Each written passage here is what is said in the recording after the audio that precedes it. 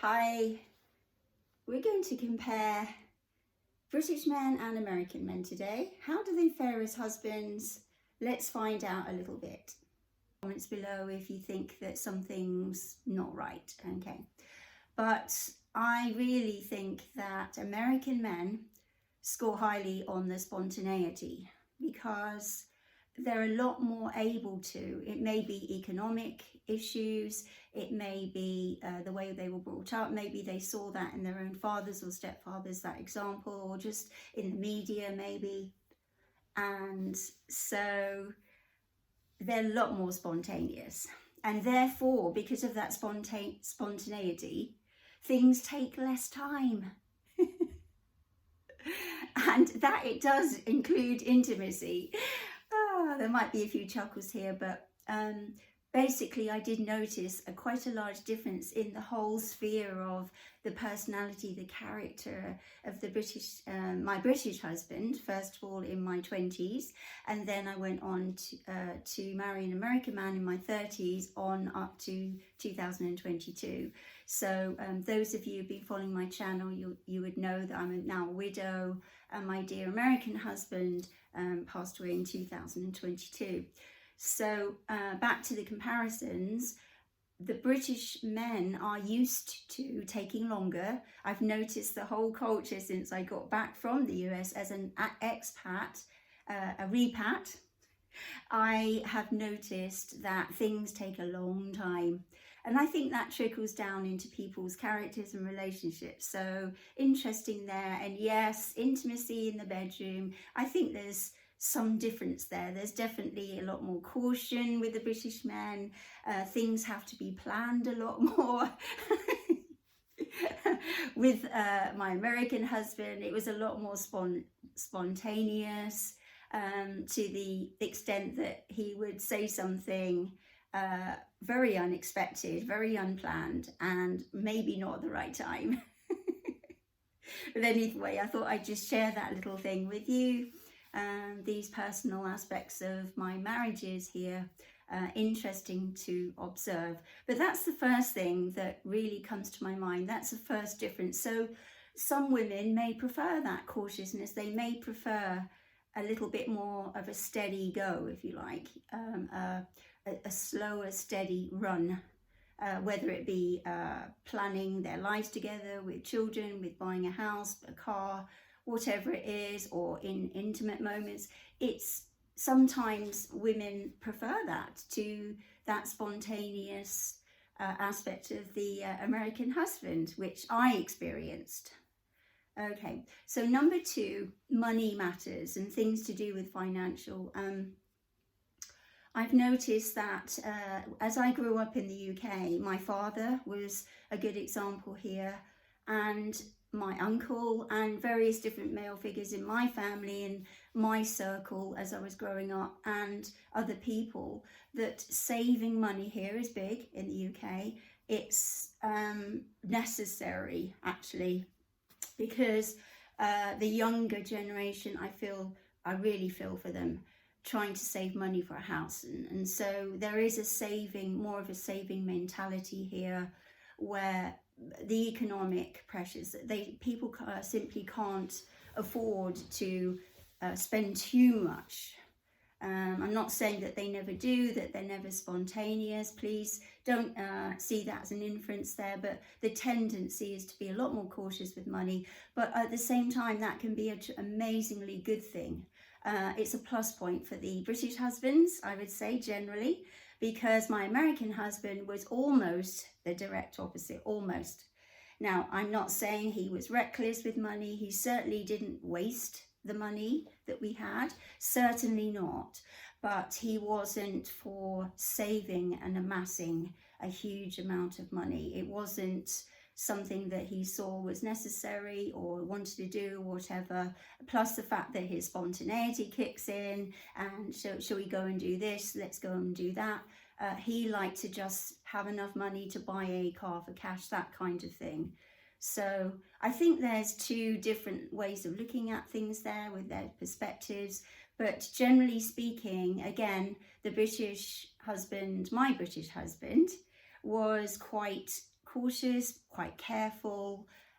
He had some money in the bank, a little bit. Of course, we were only in our 20s, so it was a little bit different there. Not so much money, but he was very responsible. And I cannot imagine my British husband squandering or rushing to spend £1,000 on anything. It would be a lot of thought before he did anything like that. So that would be a plus point in my view to the British husbands, because I think there's a great value in there in being financially responsible.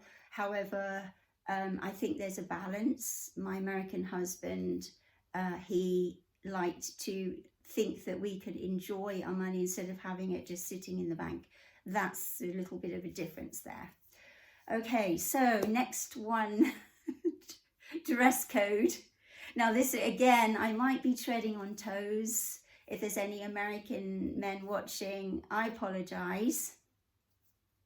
Well, I only apologize a little bit because I am in the reality business, hopefully. And if this is not correct, just please let me know. But again, I'm talking about my perspective from marrying a Floridian man. I'm sure that up in Maine or one of those northern states, New York, you guys a lot more dressy. But down in Florida, it's I made the mistake for a long time when I first moved there as an expat. I used to hear, oh, we're going to the restaurant. Oh, great. I'm going to put on this dress or those shoes or whatever. Guess what? Got to the restaurant, including my own American husband, baseball cap, t-shirt usually, and shorts if it was warm, but some kind of, casual trousers like jeans. But that's the whole culture there, and it's just what they do. It's just the way they are. I would be very interested to know what the more north parts of the United States men like to wear. I really would. I'd like to hear that. So in the UK, generally speaking, I would say even if we're going for a pub Sunday lunch or something, you would usually see a man in a shirt or some smart jeans and maybe some shoes with the jeans, something like that. So they definitely have got the edge, the British men, on smartness, not meaning cleverness, because the Americans use the word smart as clever. But I would just say, yeah, they have the edge, the British men. If you're looking for that, again, if you really don't mind and it's the person inside that you're focused on and not what they're wearing, great. I'm not saying I'm not focused on the man inside, but I do like to see a man quite nicely dressed. I think it really helps. It's just nice the other way around. I'm sure men are the same. If they take their wives or girlfriends out, they want to know that she's going to be looking her best or made an effort to look nice for him. Right, so the next point, these last two, by the way, the very final one is going to step on someone's toes somewhere, but inevitably, can't please everyone. But the way the American husbands treat a woman and think about a woman and how they go around things is quite different from British husbands. And I think a lot of this is to do with the way the culture has gone, the European culture, where we've had a rise of different issues and opinions about men opening doors for women and equality and all of these issues, which are very political, and I'd rather not delve too deeply into that, but suffice it to say, we understand what's happened in the UK over a number of years. The opening door for ladies is generally disappeared and gone. Now, rightly or wrongly, whether we like it or not, it's gone. And also something I have noticed as well, much more since I've been back here as a expat, I have noticed that they tend to walk behind their wives or girlfriends. Now, correct me if I'm wrong, but I've noticed this more and more, and I'm not used to that in America. I'm used to my husband walking with me, and sometimes ahead, not anything majorly dictatorial. It's just they have a sense of leading. I think that's what's been lost somewhat, I have to say, in the European culture, where the man is the head of the household. He's been given that role as husband to watch over his wife, to protect her, to lead her in many ways. Like I said, I might be treading on someone's toes here, but the way I understand it is now that American men are very protective. They are so protective, whether it's their mother, their girlfriend, their wife. And of course, in every country, sadly, there are cases of crime, cases of abuse. We understand that, but for the vast majority of good law-abiding American men, citizens, becoming husbands, they have a wonderful way of treating women, I would say, overall. Now, I'm not saying that British, on the other hand, do not, but there's more of a tendency to take a back seat in making decisions. Someone who is close to me in my life told me that very same thing, and he is not even in a Gen X generation. He's in the one lower than that. Is that millennial? But he will not make a decision, whatever that reason is. I don't know. I don't know all the facts in their marriage, but I do know that it can be very frustrating for her. I can see that there's a benefit, that's what I'm trying to say, in the American way that they treat their ladies, and the way they look at them. I love the way that they would say honey. My husband would always call me honey. Or other like little nicknames and things. Over here, yes, we do have a similar thing, but it seems to be a lot more with feeling somehow. So so we're really not looking too hot on the points with the British husbands right now. But we're coming up to the last one that I'm going to do today. No doubt there are other points that I could cover, and I might do another video about that. But these are the main differences that I see so far in American husbands and British husbands. So here we come. Number 5, looks. Actual natural looks. I'm not talking about having expensive teeth done or hair pieces or anything like that, you know, plastic surgery. I'm talking about a natural look that I believe most American men, most men that I've seen have always at least looked fairly happy.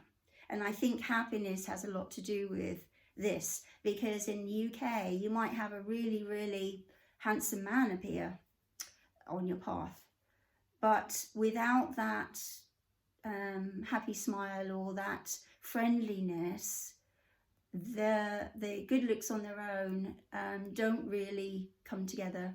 It doesn't really impact me anyway. That's my personal opinion. So I do think that, of course, there are some really good-looking men in this country, in the UK, ones that we know about in the media. Maybe your own husband, you might say, hey, just a minute, my husband is very handsome. Not saying he's not, but generally speaking, I think there's a nice radiance about the American husband and the way they are. My American husband, anyway, he had definitely used to wake up with a smile, had a laugh many times during the day, and he had amazing, just a natural look, you know, a nice beard and just natural. So that's my take on things today. Not too much to say today, but I'm interested to get your feedback. I think I'd like to hear some points coming back. I'd like to hear from you in this community across the pond and back. If you're interested, I have lots of other good, interesting videos coming up about the expat life, also my life back in the UK now, and then possibly making a big U-turn now. That U-turn will be documented as I go, that whole journey from here on out. So I did the whole journey in 2023 to come over to the UK, as you may have heard in other videos, and I'm going to go back on that journey a little bit and recount some of that for you, and then from here on out I'll be sharing my new journey with you as a Gen Xer contemplating moving back to the United States.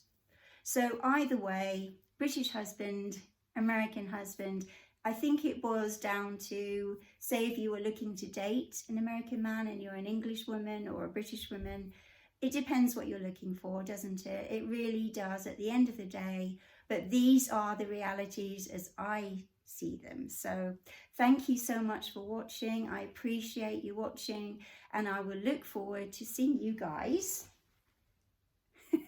Just one more showing of those. This is actually from America, from Kansas.